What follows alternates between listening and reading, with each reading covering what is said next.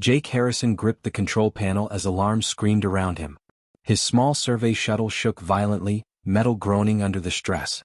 The planet Velthera had appeared as a simple mapping assignment, but a solar flare had fried his navigation systems at the worst possible moment. Now he was falling through thick purple clouds, completely blind. The crash came hard and fast. Sand exploded around the shuttle as it skidded across the desert surface, leaving a long trench behind it. When everything finally stopped moving, Jake sat still for a moment, checking himself for injuries. Nothing broken. Lucky. He popped the hatch and climbed out into blazing double suns. The landscape stretched endlessly in every direction, covered in strange crystalline sand that sparkled like crushed diamonds. Beautiful but deadly. His water reserves had ruptured in the crash. He had maybe 2 days before dehydration became a serious problem. Jake pulled out his scanner and started walking. The device beeped weakly, struggling after the rough landing, but it picked up something that might be water about 2 miles north. He grabbed his emergency pack and started hiking, boots crunching through the glittering sand. The heat was brutal. Sweat soaked through his shirt within minutes. He kept his eyes on the horizon, watching for any signs of life or danger.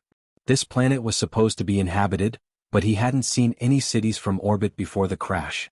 30 minutes into his walk, he heard it. A scream. High-pitched, terrified, desperate. Jake's head snapped up. About 100 yards ahead, near a cluster of dark rocks, something was moving. He ran toward the sound, his pack bouncing against his back. As he got closer, he saw her. A woman but not human. Her skin was a deep blue color, almost cobalt, and she was tall, maybe 6.5 feet. She wore armor that looked like it was grown rather than built, all organic curves and iridescent plates. But none of that mattered because she was sinking. The sand around her wasn't like the normal crystalline stuff. This patch was different, shimmering and moving like liquid. It bubbled and hissed, releasing small puffs of vapor. Quicksand. Or something like it. "Help me," she screamed again, her voice raw with panic. She was already waist-deep, clawing desperately at the solid edge, but every movement seemed to pull her down faster. Jake's eyes darted around. There were weapons scattered on the ground nearby, advanced-looking rifles with glowing power cells. And there were footprints in the sand, lots of them, all leading away from this spot. Her guards had run. They'd left her to die. No time to think about that. Jake dropped to his knees at the edge of the quicksand, staying on solid ground. "Stop moving," he shouted. "You're making it worse." She looked at him with wide, golden eyes. Alien, but the fear in them was completely human. She froze. Jake's mind raced. He couldn't just reach in and grab her. The quicksand would pull him in too, and then they'd both be dead. He needed leverage, something to distribute his weight and give him pulling power. His emergency pack. Jake tore it open, dumping contents onto the sand. Flares, medical supplies, ration bars. There. A coil of high-tensile cable, standard issue for emergency repairs. And a collapsible climbing anchor. He looked around frantically.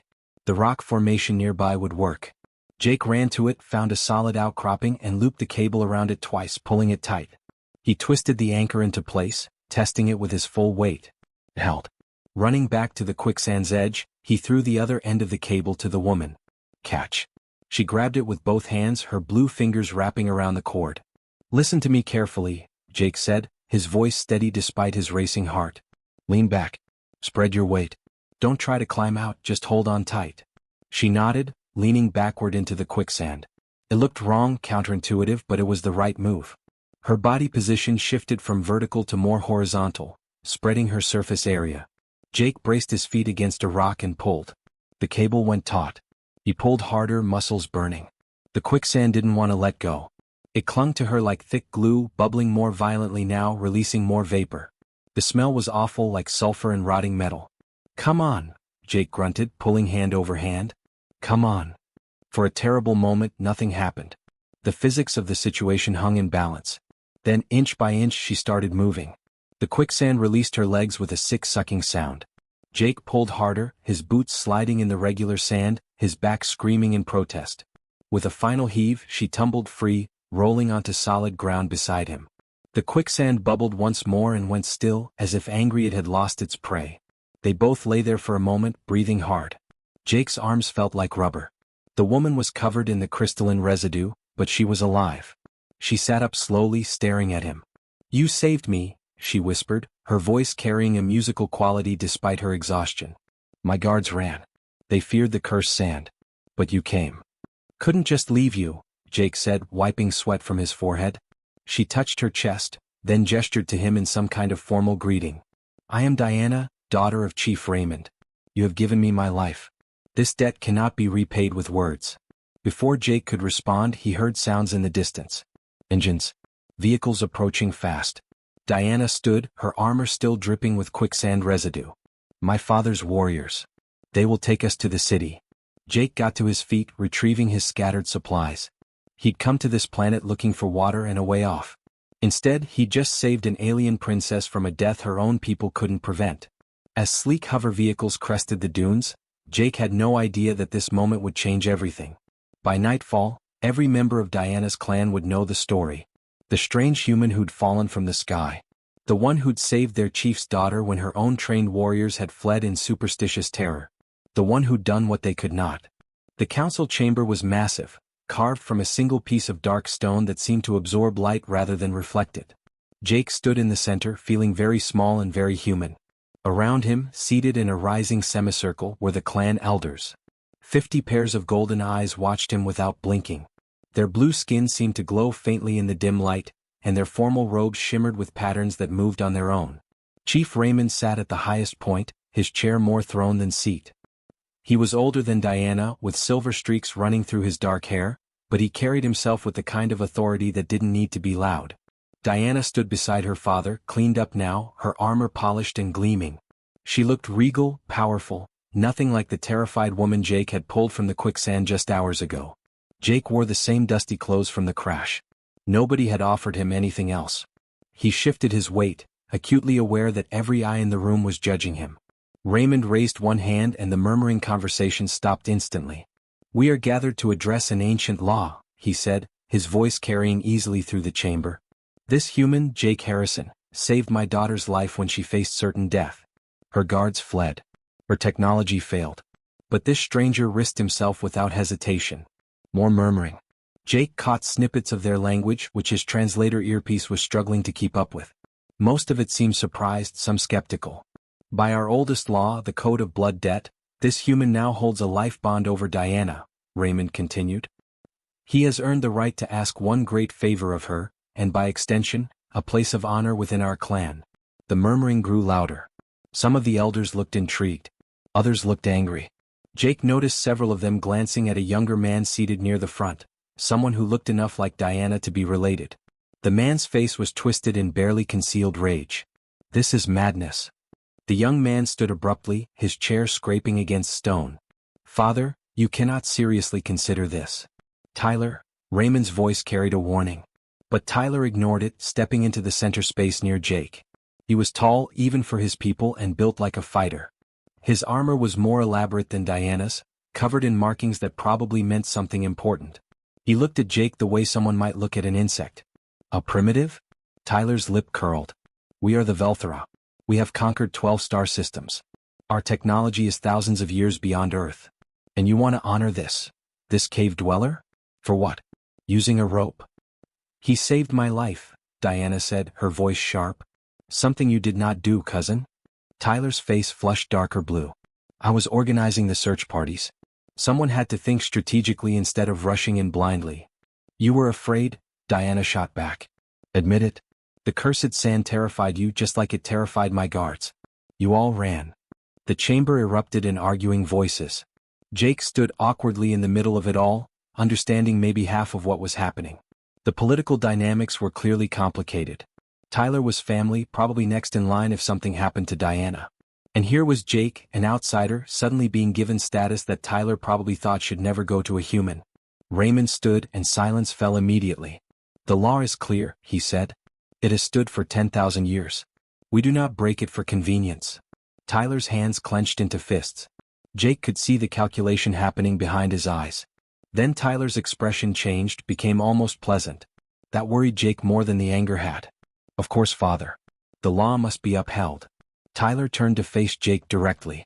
But the law also provides for questions of worthiness. After all, the blood debt is meant for those who demonstrate true valor and wisdom, not just luck and primitive tricks. What are you suggesting? Diana asked, though her tone suggested she already knew. Tyler smiled. It wasn't a nice smile. I invoke the trial of proving. Let this human demonstrate that he is truly worthy of the honor you wish to grant him. Let him prove he possesses the qualities our people value: strategic thinking, wisdom, and strength. The chamber went completely silent. Several elders nodded slowly. Even some who had seemed supportive of Jake looked uncertain now. Jake leaned toward Diana. "What's the trial of proving?" he whispered. Diana's face had gone pale. "It's an ancient tradition. 3 challenges designed to test worthiness: strategy, wisdom, and strength. If you fail any of them—" She paused, swallowing hard. "If you fail, the blood debt is voided. You'd be declared unworthy, sent away." "That doesn't sound so bad," Jake said. "And I would be shamed," Diana continued quietly. "My judgment would be questioned. My right to lead would be challenged. Tyler has been waiting for an opportunity like this. If you fail, he can use it to argue that I'm unfit to be father's heir, that I make poor decisions, that I honor the unworthy." Jake looked at her, really looked at her. She was trying to hide it, but he could see the fear. Not for herself, but for what would happen to her position, her future.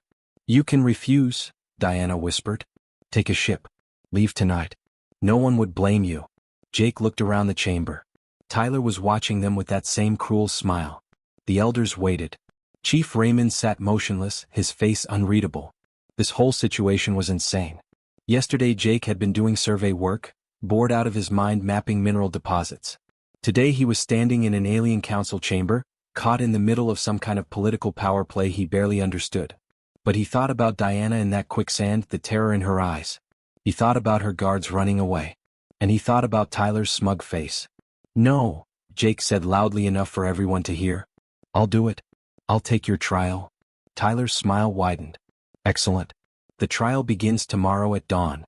3 challenges. Fail anyone and you lose everything." He turned to the council. "I will personally design the challenges to ensure they properly test our guests' abilities."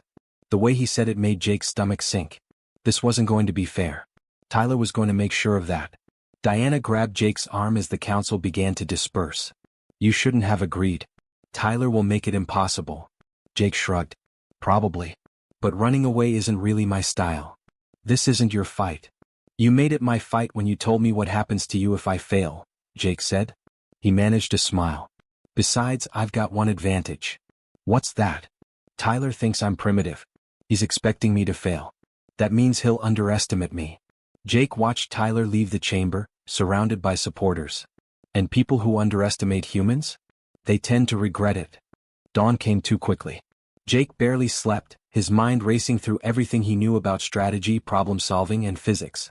Diana had tried to brief him, but her descriptions of the challenges were vague. Tyler had kept the specifics secret, which was apparently allowed under the rules. The trial arena was outdoors, a large circular space surrounded by tiered seating carved into the hillside. Thousands of Velthara filled the seats, more than Jake had realized lived in the city. Word had spread fast. Everyone wanted to see if the human would embarrass himself. Tyler stood in the center of the arena, arms crossed, looking confident. Behind him were 3 stations, each covered with dark cloth. The mystery challenges. "The first test," Tyler announced, his voice amplified somehow without visible speakers, "is strategy. The foundation of leadership is tactical thinking." The cloth dropped from the first station, revealing a large holographic table. Above it floated a 3-dimensional battlefield, complete with terrain, units, and objectives. It looked like the most advanced war game Jake had ever seen. "You will face 3 of our finest military commanders," Tyler continued. "Defeat them and you pass. Fail and we're done here." 3 Velthara warriors stepped forward, their armor marked with symbols that probably indicated rank.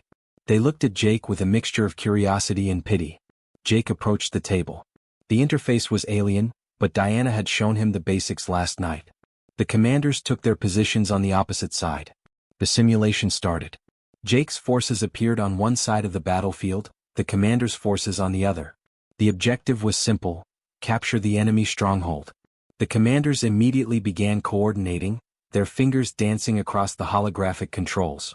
Their units moved in perfect formation, textbook military precision. The AI was feeding them optimal positions, probable outcomes, efficiency calculations. Jake watched for 30 seconds, studying their patterns. Then he smiled. They were playing by the book. Literally. Every movement was optimized, every formation perfect. Which meant they were predictable. Jake split his forces into 3 groups. He sent the largest group straight up the middle, a direct assault that looked stupid and desperate. The commanders responded exactly as he expected, repositioning to crush his frontal attack. But that was the misdirection. His other 2 groups swung wide, using the terrain to hide their movements. The Vaelae commander's AI probably calculated those routes as inefficient, not worth worrying about. Wrong. Jake's flanking groups hit supply lines and communication posts. Suddenly the commander's perfect formations didn't matter because their units couldn't coordinate.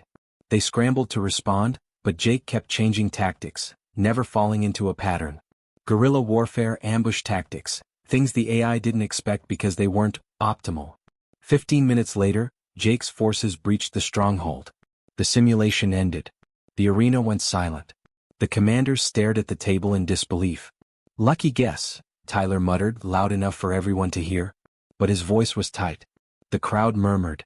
Jake caught approving looks from some of the elders.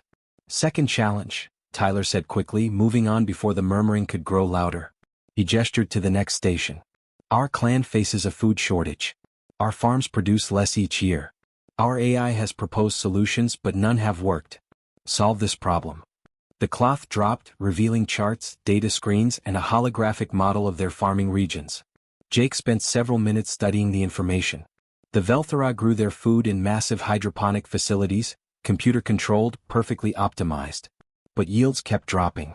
A Vaelae scientist stepped forward, activating a screen. "Our AI suggests redistributing nutrients across sectors, implementing micro-adjustments to light wavelengths, and restructuring the genetic modifications in our crops." It was incredibly complex. Hundreds of variables, all calculated to the decimal point.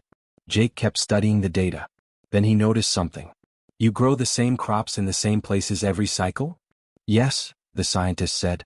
"Optimal positioning based on facility specifications." "For how long?" "Centuries." Jake laughed. He couldn't help it. They looked offended. "Sorry," Jake said, "but you're overthinking this." He found a piece of old-fashioned paper and a stylus, started sketching. "You've depleted the nutrients in your growing medium. Even with hydroponics you need to rotate crops. Different plants consume and restore different nutrients." He drew a simple diagram showing crop rotation, a farming technique humans had used for thousands of years. "Grow legumes here for one cycle, they'll restore nitrogen. Then switch to your grain equivalent. Rotate through 3 or 4 crop types. Your yields will recover." The scientist stared at the paper like it was magic. That's so simple." "Sometimes simple works," Jake said. Tyler stepped forward, grabbed the paper, studied it. His jaw clenched. "We'll need to test this." "Already testing," Diana called from the stands. She held up a tablet. "I sent the plan to our agricultural teams. They're running simulations now." She smiled. "Preliminary results show a 30% yield increase." The crowd erupted in excited chatter. Jake saw elders leaning together, talking rapidly. Tyler's face was darker now, anger barely controlled. "The final challenge." His voice was hard. "Strength. Pure physical power." The last cloth dropped, revealing a weight platform. On it sat a massive metal bar loaded with weights that looked like they belonged in a strongman competition. A warrior stepped forward, someone Jake recognized from the council chamber. He was enormous, muscles like steel cables.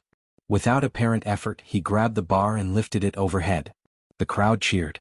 He set it down with a heavy thud. 2,000 units, Tyler announced. "Our clan's record." He looked at Jake. "Your turn." Jake approached the bar. He grabbed it, pulled. It didn't budge. He tried again, putting his whole body into it. Nothing. The crowd laughed. "I can't lift that," Jake admitted. Tyler's smile was vicious. "Then you fail." "Wait." Jake held up a hand. "The challenge is strength, right? Not specifically lifting?" Tyler's smile faltered. "The challenge is to demonstrate strength worthy of our respect." "Then give me 10 minutes. Diana stood in the stands. "The rules allow adaptation of challenges. 10 minutes is granted." Jake ran to his crashed shuttle, which had been towed to the city's outskirts. He grabbed his emergency kit, some metal scraps from the damaged hull, and a welding torch. His hands worked fast, building, calculating angles. 8 minutes later, he returned carrying a metal frame. It looked like a giant triangle with a bar across the top. The crowd murmured, confused. Jake positioned his device next to the weight platform. He explained as he worked. "I can't match your strength. My muscles are human. But strength isn't just about muscles. It's about understanding leverage, mechanical advantage, physics. He attached cables to the weight bar, ran them through his frame.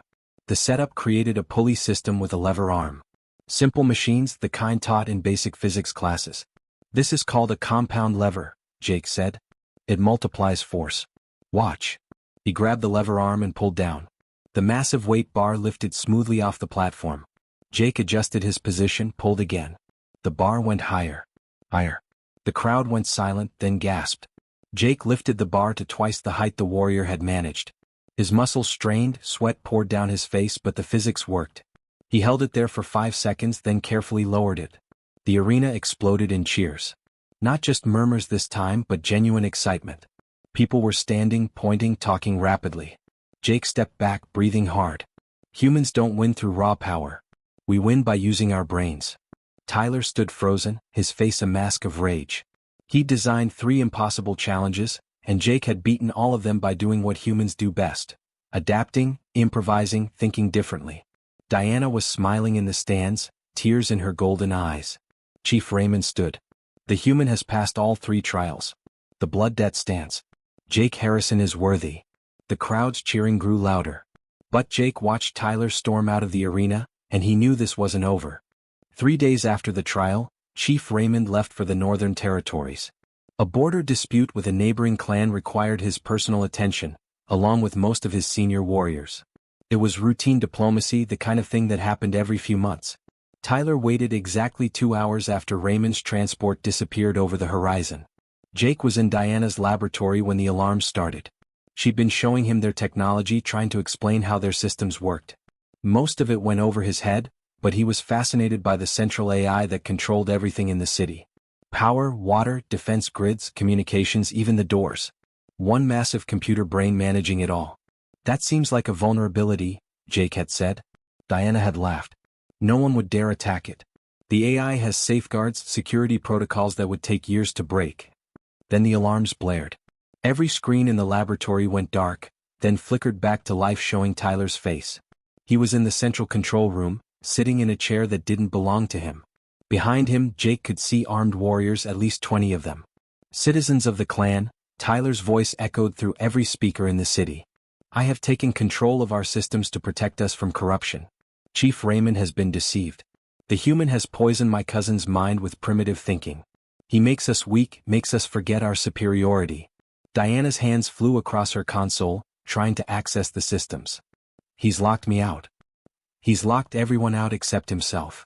On the screen, Tyler continued. I am restoring our true ways. The human will be expelled. Diana will be removed from succession for her poor judgment. When Raymond returns, he will see that I have saved our people. The screens went dark again. Then the lights in the laboratory dimmed. Jake heard heavy magnetic locks engaging on the doors. He's sealing the city, Diana said, her voice tight with panic. We're trapped. Jake tried the door. Locked solid. He pulled out his multi-tool, started working on the control panel. Your doors are all electronic, right? Controlled by the AI? Everything is controlled by the AI, Diana said. Weapons, shields, environmental systems, everything. That's the point. Perfect efficiency. And right now Tyler controls all of it. Jake got the panel open, studied the wiring. It was alien technology, but electricity was electricity. He crossed 2 wires. Sparks flew and the door clicked open. Not so perfect. They ran into the corridor. Other Velthara were emerging from rooms, confused and frightened. Their doors had locked too. Diana. An older warrior named Marcus jogged toward them. What's happening? Tyler's staging a coup. We need to get to the control room. Marcus shook his head. Impossible. He'll have sealed all the main corridors. The AI will track our every movement. Jake thought fast. Are there maintenance tunnels? Service passages? Places the AI doesn't monitor as closely? Diana's eyes widened. Yes. The old tunnels beneath the city. They were built before we had the AI, back when we did things manually. We barely use them now. Then that's our way. They gathered people as they moved. Not everyone was loyal to Tyler, it turned out. Many saw his coup for what it was. A power grab, nothing noble about it. Within 20 minutes, they had maybe 30 people following them through a forgotten access panel into tunnels that smelled of dust and stale air. The tunnels were dark. The Velthara activated light sources built into their armor, casting blue glows that made the ancient stone walls look even older. Jake used a flashlight from his emergency kit. Tyler's forces will have every modern weapon, Marcus said as they moved through the tunnels. Plasma rifles, energy shields, targeting systems all linked to the AI.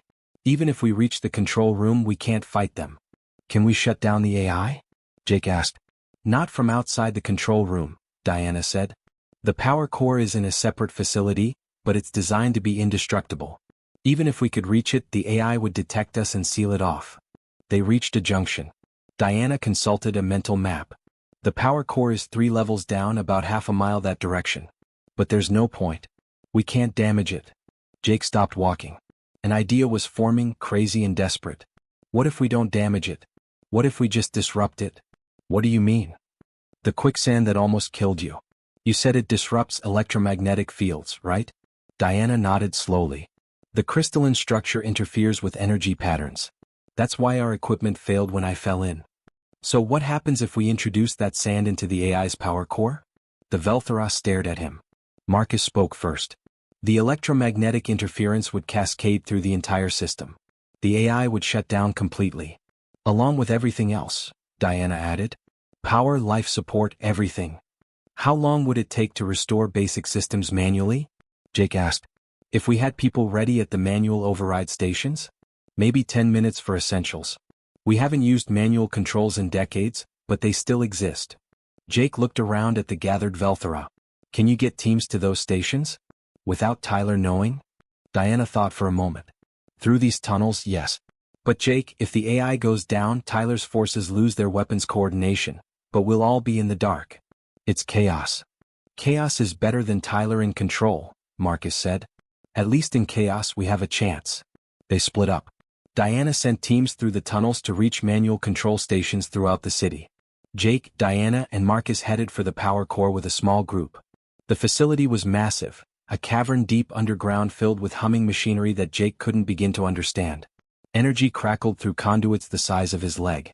The air tasted metallic. Where do we put it? Jake asked, holding a container they'd filled with crystalline sand from outside the city. Diana pointed to the main electromagnetic conduits. There. Where the power flows into the distribution network. They had to wait for the right moment. Guards patrolled, armed and linked to the AI's surveillance. But the guards were used to technology doing their work. They weren't expecting someone to just walk up with a bucket of sand.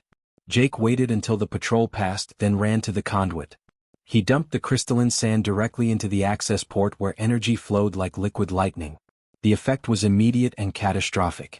The sand's crystalline structure hit the electromagnetic field and began to resonate, interfering with the carefully balanced energy patterns. Sparks erupted. Alarms shrieked. The AI's voice filled the facility, distorted and panicked, trying to reroute power, but the interference was spreading too fast. The lights died. The hum of machinery wound down. In the sudden darkness, Jake heard confused shouts from the guards. Then emergency lights kicked on, dim and red. Manual systems, controlled by Diana's teams. They ran back through the tunnels. Above them, Jake could hear the chaos. Without the AI, Tyler's forces were blind. Their weapons were offline. Their communications dead. Their tactical displays dark. Diana's people moved through the darkness with purpose, heading for the control room. They knew this city, had grown up in it before they became so dependent on the AI. Tyler's supporters stumbled around, helpless. When they burst into the control room, Tyler was frantically trying to access manual controls he barely understood. His warriors stood around him, their advanced weapons now just expensive clubs. It's over, Tyler, Diana said.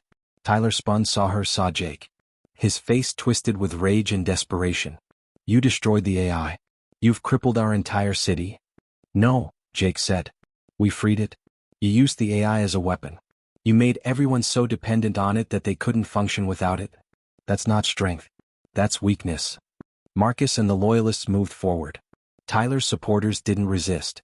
Without their technology, they were just scared people who'd made a bad choice.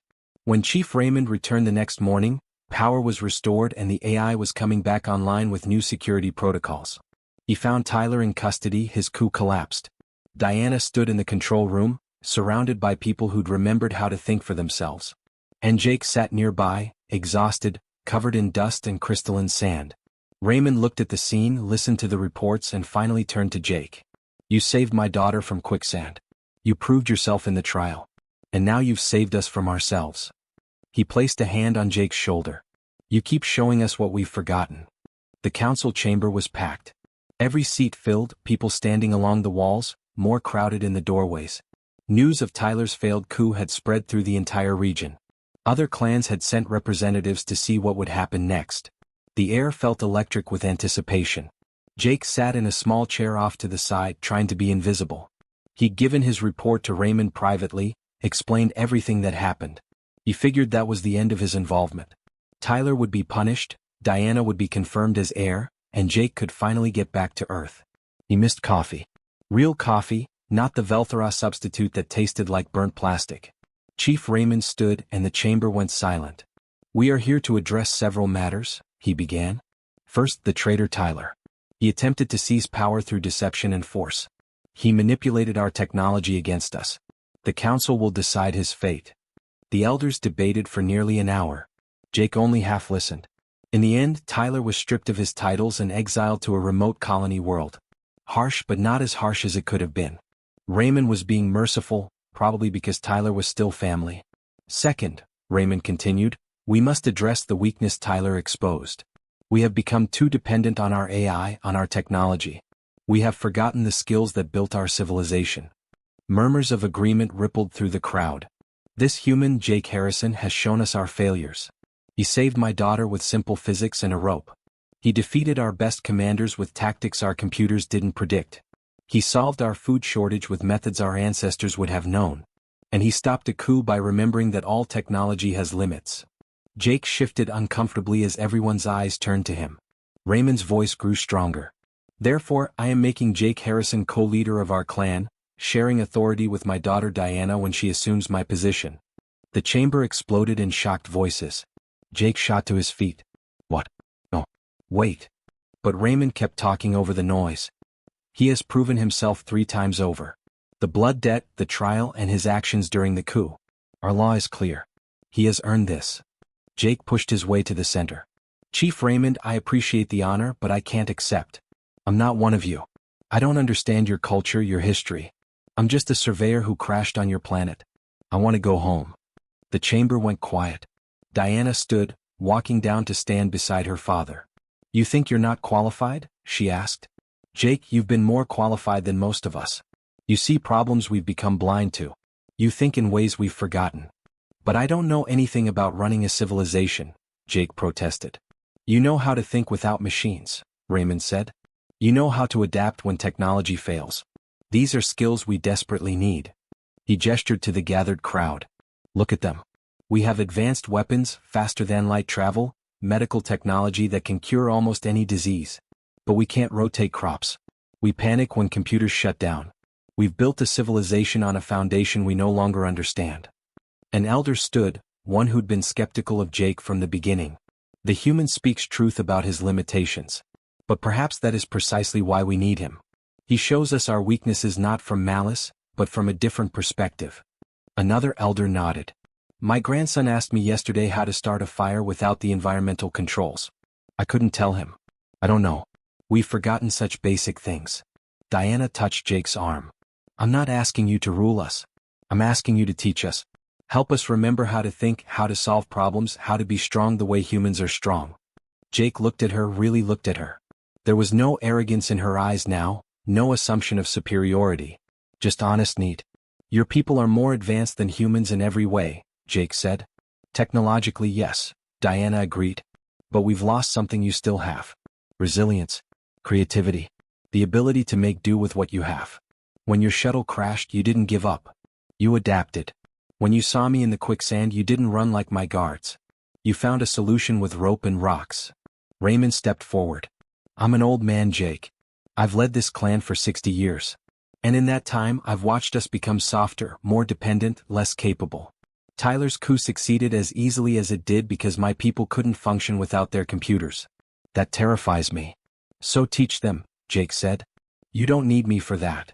But we do, Diana said. Because we don't know what we don't know. We can't teach skills we've forgotten. We need someone who still has those skills, who thinks differently than we do. Jake rubbed his face, exhausted. He thought about Earth, his small apartment, his boring job mapping mineral deposits. He thought about his friends, his family. But he also thought about the Velthara children he'd seen, growing up completely dependent on technology they didn't understand. If I stay, he said slowly, I don't do it alone. Earth has thousands of engineers, teachers, people who know practical skills. Let me call for volunteers. People who can teach manual engineering, agriculture, basic science without computers. Raymond smiled. Agreed. And I want it clear that I'm not trying to replace your technology. I'm just trying to make sure you can survive if it fails. Understood. Jake looked around the chamber at all the alien faces watching him. He took a deep breath. Then I'll stay. For now. We'll see how it goes. The chamber erupted in cheers. Diana was grinning. Raymond looked relieved. The next few months were chaos. Jake sent messages to Earth explaining the situation. The response was overwhelming. Engineers, teachers, farmers, craftspeople all volunteering to come help. Earth's government saw the opportunity too, a chance to build strong relationships with an advanced alien civilization. The first ship arrived 3 months later carrying 50 humans, all experts in practical hands-on skills. Jake met them at the landing pad, feeling more homesick than he expected at seeing human faces. There was Beth, a master carpenter who could build anything with hand tools. Kevin, a mechanical engineer who specialized in simple machines. Lisa, an agricultural specialist who'd grown up on a farm. Carlos, a wilderness survival instructor. Dozens more, all eager to help. They set up the academy in an old facility that hadn't been used in years, back when the Velthara still taught practical skills. The building needed work, but that was fine. The first lesson was how to repair things without computers. 6 months after Tyler's coup, the academy opened officially. Jake stood at the entrance with Diana, watching the first class of students arrive. Young Velthara, curious and eager, ready to learn things their parents had forgotten. Inside, Beth was showing them how to measure and cut wood by hand. Kevin had set up demonstrations of levers, pulleys, and inclined planes. Lisa had students elbow-deep in actual soil, learning how plants really grew. Carlos was teaching basic navigation using stars instead of GPS. It's strange, Diana said, watching her people learn from humans. 6 months ago, most of us thought you were primitives. Now our children line up to learn from you. We're not better than you, Jake said. Just different. We had to keep these skills because we didn't have better options. You forgot them because you did have better options. Neither is wrong, but balance is smart. A young Velthara student ran past, excitedly showing her friend how to tie a knot she'd just learned. Something so simple, but she was proud of it. You know what the strangest part is? Diana asked. What? Tyler was right about one thing. You did change us. Just not in the way he thought. She smiled. You made us curious again. Made us want to understand things, not just use them. Jake watched the academy full of humans and Velthara working together. He thought about the quicksand, that moment when he'd pulled Diana free. Such a small thing, really. A rope and some physics. But that small thing had led to this. An entire civilization rediscovering the joy of learning, of creating, of solving problems with their minds instead of just their machines. I should probably tell you something, Diana said quietly. The Council is preparing a formal alliance proposal with Earth. Technology sharing, cultural exchange, mutual defense. They want to present it next month. Jake raised his eyebrows. That's big. It is. And it's happening because you pulled me out of quicksand. She laughed. I wonder what you'd have done if you'd known where that would lead. Probably the same thing, Jake admitted. I'm not really a leave someone to die kind of person. I know. That's why you're here. They stood together, watching the future take shape in a classroom full of students learning to solve problems with their hands and their minds. Jake had saved one woman from quicksand. He'd never imagined it would mean saving an entire civilization from forgetting how to think. But that's how big changes happen sometimes. Not through grand gestures or cosmic plans, but through one person deciding to help another person, and everything that follows from that simple choice.